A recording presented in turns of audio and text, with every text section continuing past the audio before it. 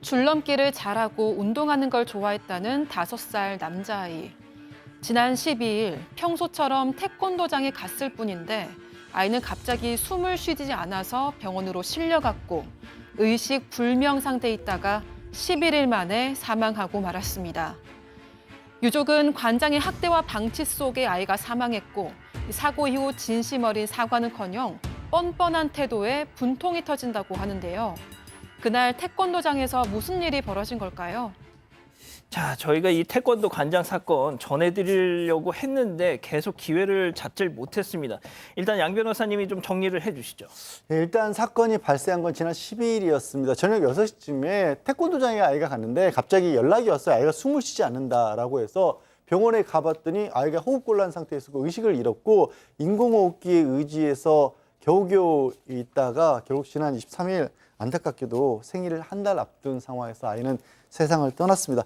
이 아이가 평소에 운동도 좋아하고 줄넘기 좋아하고 또 친구들과 어울려서 노는 거 좋아해서 태권도장 다니는 것도 굉장히 좋아했다고 합니다. 그런데 유족들의 어떤 아직까지는 뭐 주장이라고 하겠습니다. 주장에 따르면 태권도 관장이 이 아이를 다리를 잡아서 매트 위에서 돌리다가 이 세워져 있는 매트에 거꾸로 넣었다는 겁니다. 아이를. 우겨 넣었다는 거죠? 예, 근데 아이가 머리가 바닥에 닿지도 않은 상태. 그러니까 매트가 꽉 끼어 있던데 이 아이가 들어갔던 거였고요. 10분에서 20분 정도 거기에 방치됐던 걸로 그렇게 추정되는 상황입니다. 결국 그렇게 의식을 잃었고 그제 사망했습니다. 오늘 교수님 부검을 진행했다고 하더라고요. 네, 지금 이제 경기 북부 경찰청에 따르면 이 아이에 대해서 그 시신을 부검을 해서 1차 그 부검 소견을 받았는데요. 질식에 의한 뇌손상이라고 이제 받았습니다. 그래서 이제 이 아이에 대해서 국가수 부검을 갖다가 이제 진행을 한 것으로 알려져 있고, 경찰에 따르면 이 아이가 이제 사망한 것은 결국 이제 중환자실에서 이 치료받던 아이가 회복할 가능성이 전혀 보이지 않자 병원 측하고 이 협의를 해가지고 사건 발생 11일 만에 연명치료를 갖다 중단한 그런 상황이 된 건데요. 실제로 이제 그 아까 뭐 설명이 됐습니다만은 아이를 갖다가 쥐고 빙빙빙빙 돌려가지고 그것을 몇 단에다가 완전히 몸을 갖다가 이렇게 끼워 넣는 그런 형식으로 됐다면 이 아이 같은 경우는 심리적으로 극도의 어떤 그 공포감, 피가 이제 거꾸로 솟는 것뿐만 아니라 이게 어떻게 보면은 뭐 폐쇄공포증보다도 훨씬 더 무서운 그런 어떤 두려움이 있었을 것 같은데, 숨을 제대로 쉬지 못하는 상태에서 고통 속에서 실신을 했을 걸 가능성이 상당히 높다라고 봅니다. 저는 이걸 일종의 뭐 고문치사 같은 그런 느낌을 제가 받고요. 이거는 사실 어린아이를 저 정도 하게 된다면 저거는 저렇게 하면 죽을 수도 있다라고 하는 그 미필적 고의에 의한 어떤 살인의 어떤 혐의까지도 있는, 대단히 이것은 뭐 아이의 어떤 아이에 대해 가지고 뭐 아동 학대라고 하는 그런 차원을 갖다 훨씬 넘은 것으로 그렇게 판단이 됩니다. 사실상 이제 뭐 그때 태권도장 안에서 벌어진 그 상황 때문에 저렇게 된 거잖아요. 네, 그런데 태권도 관장이 경찰 조사에서 한 진술은 장난으로 그랬다였습니다. 하지만 유족은 과연 장난이었겠느냐, 장난의 뜻을 모르는 것 같다면서 분통을 터뜨렸는데요. 비슷한 나이에 또래들끼리 하는 게 장난이지 태권도 관장이 5살 아이에게 한 행동을 장난이라고 말하는 건 너무나 뻔뻔한 변명이라는 겁니다. 더구나 조카가 매트에 끼어서 버둥거리고 있을 때 관장은 잠시 자리를 비우면서 옆에 있던 아이들에게 건들지 마, 꺼내주지 마 이런 이야기까지도 했고, 그래서 아이들은 지켜볼 수밖에 없었다고 합니다. 매트에 낀 아이는 살려달라고 도와달라고 외치기도 했는데요. 시간이 지나고 반응이 없자 가장 친했던 친구 중 한 명이 괜찮냐고 물었는데 대답이 없어서 그때부터 아이들이 울기 시작했습니다. 다른 사범이 와서 아이를 살펴봤을 때는 이미 숨을 쉬지 않고 있었다고 합니다. 자, 그 매트에 거꾸로 박혀서 이 아이가 살려주세요, 도와주세요, 뭐 그랬다는 거 아닙니까? 근데 이제 그마저도 어떤 반응이 없으니까 친구 한 명이 자, 태권도 관장 긴급 체포됐습니다. 그런데 그 이후에 이자가 한 얘기가 있습니다. 체크포인트 짚어보죠. 제발 합의 좀 해달라는 겁니다. 자, 사고 다음 날 아이 어머님이 이자를 좀 봐야겠다고 요청하셨답니다. 그 자리에서 나온 말이라고 하는데요. 자, 그 아이의 외삼촌 얘기 직접 들어보시죠. 경찰에서 불러서 간 거예요. 병원에 있다가. 경찰 조사만 받고 나올 줄 알았는데 아이 엄마가 얼마나 답답하면 그 사람 한번 보여달라고 사정을 했대요. 아이 사진 한번 보여주고 왜 그랬냐고 물어보고 싶어서. 그 자리에서 합의 좀 해달라 그러는데 애 엄마가 진짜 죽여버리고 싶었대요. 이게 사람이냐고. 자, 무릎을 꿇었답니다. 이 관장이란 자가. 자, 그런데 무릎을 꿇었다. 그러면 이 말만 들으면 교수님, 그래도 사과는 하긴 했나 보다 라고 생각할 수 있는데 그게 정말 진정성을 못 느낄 이유가 있었잖아요. 그렇습니다. 저는 개인적으로 이 무릎을 잘 꿇는 사람들의 어떤 심리는 자기가 할 수 있는 최대 사과를 어떤 그 표면적으로 보여주는 그 과정을 통해서 자기 스스로에게 셀프 면죄부를 주는 그런 어떤 그 심리에서 이런 행동을 한다라고 봅니다.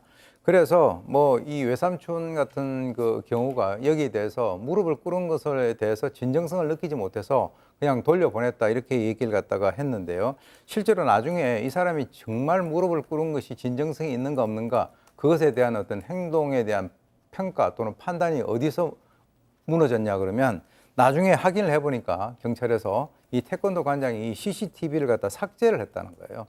그러니까 자기 행동이 잘못됐다라고 하는 것을 알고 조금이라도 죄를 덜 받기 위해서 그런 어떤 그 사전 예비 행동을 했었고 심지어 이 아이가 의식을 잃으면 바로 119에다가 신고를 해가지고 빨리 이게 아이를 갖다가 응급 치료를 해야 되는데 다른 것도 아니고 같은 건물 병원에 애를 데려가가지고 심폐소생술을 갖다가 부탁했다. 즉 다시 말해서 자기 행동이 바깥으로 드러나는 것을 굉장히 본인이 이제 꺼려했다는 것이고요. 그리고 2차례나 왔다 갔다 하면서 옷도 갈아입고 CCTV를 갖다 삭제했다는 거죠. 그런데 이번에 이제 경찰이 그 디지털 포렌식을 통해서 이 삭제한 영상을 모두 복구했고 이자의 그 어떤 진정성을 우리가 인정할 수 없는 그런 어떤 증거를 확보를 한 것입니다. 자, 생사람을 돌돌 말린 매트에 거꾸로 우겨놓고 세상에 그걸 막 안타까워하는 그 아이들을 향해서 야, 쟤 꺼내지 마.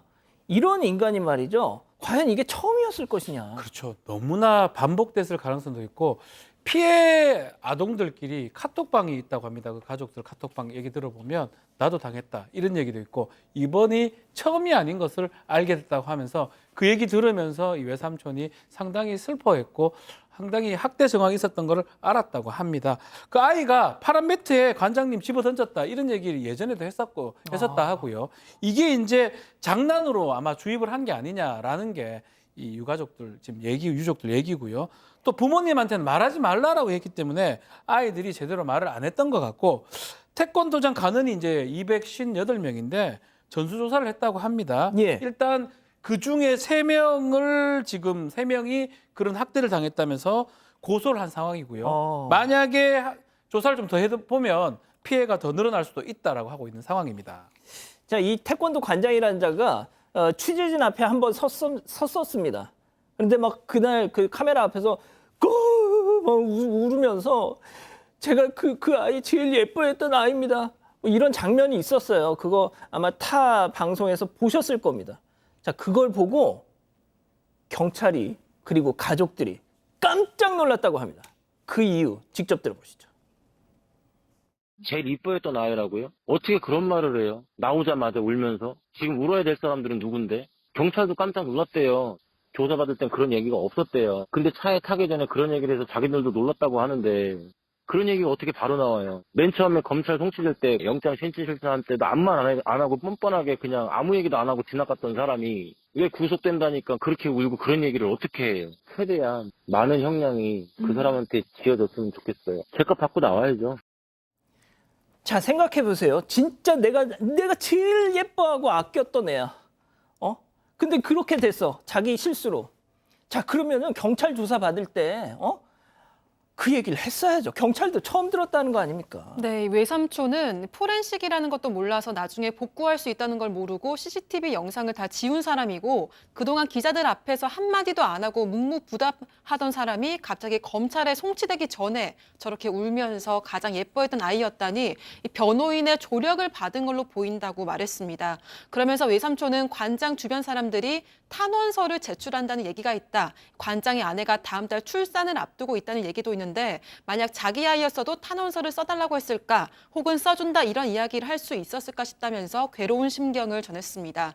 이렇듯 가족들에게 보여지는 태도는 다짜고짜 무릎을 꿇고 사과하거나 합의를 요구하는 등 뻔뻔한 태도로 일관을 하면서 카메라 앞에서는 울고 주변에는 탄원서를 요청하는 모습들이 너무나 기가 막히다는 겁니다.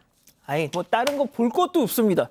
그 119에 아이 보내고 나서 옷 갈아입고 CCTV 삭제했다는 걸로 그걸로 끝난 거예요. 저자의 행태는. 예. 자, 박 변호사님. 예. 그리고 그 태권도장 뭐 금매로 내놨다면서요? 예, 금매로 본인이 내놨다고 하고 금매도 금매지만 그 광고 홍보 문구가 좀 기가 막힙니다. 그 홍보 문구가 뭐냐면 지금 250명 관원이 지금 있다라고 이렇게 얘기를 합니다. 양주 신도시 관원 250명. 아, 그걸 다 넘기겠다? 예, 이게 돈이 된다라는 거죠. 그래서 이제 주위에 다른 태권도장 관계자들이 너무나 황당해합니다. 자, 인수인계는 관장님이 직접 못하신. 그렇죠.